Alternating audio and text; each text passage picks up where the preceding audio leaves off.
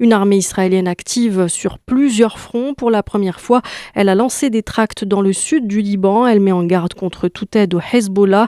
Les combats avec le mouvement pro-iranien sont de plus en plus intenses ces derniers jours et les bombardements israéliens n'épargnent pas les civils libanais. Certains villages sont complètement détruits. Reportage à la frontière libano-israélienne de Simon Pramarka.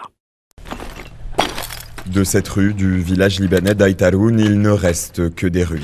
À quelques centaines de mètres du mur de séparation avec Israël, les habitations ont été pulvérisées par les bombardements aériens.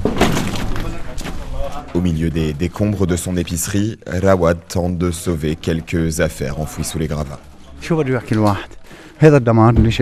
Qu'est-ce que vous voulez que je vous dise? Les Israéliens sont sans pitié.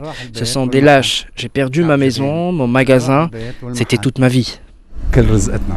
Après seulement quelques minutes sur place, une voiture s'arrête à côté de nous. 2 hommes du Hezbollah surgissent et nous demandent de quitter les lieux au plus vite.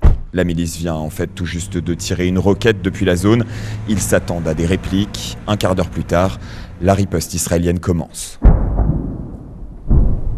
Nous trouvons refuge dans un village voisin épargné par les frappes. Karim, un fermier de 29 ans, nous accueille au milieu de ses poules et de ses moutons.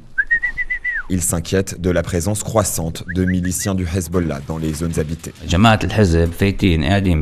Des bataillons du Hezbollah entrent dans les maisons des gens qui ont fui. Ils s'y installent et lancent des roquettes depuis les jardins. C'est pour ça que les Israéliens bombardent ces maisons. On a peur, parce que plus personne ne fait la différence entre les civils et les combattants. Les hôpitaux, les églises, les mosquées, les écoles, tout peut être une cible. Le Hezbollah a déjà annoncé qu'il indemniserait les habitants dont les maisons ont été détruites. Dans le sud du Liban, Simon Pramarka pour Média.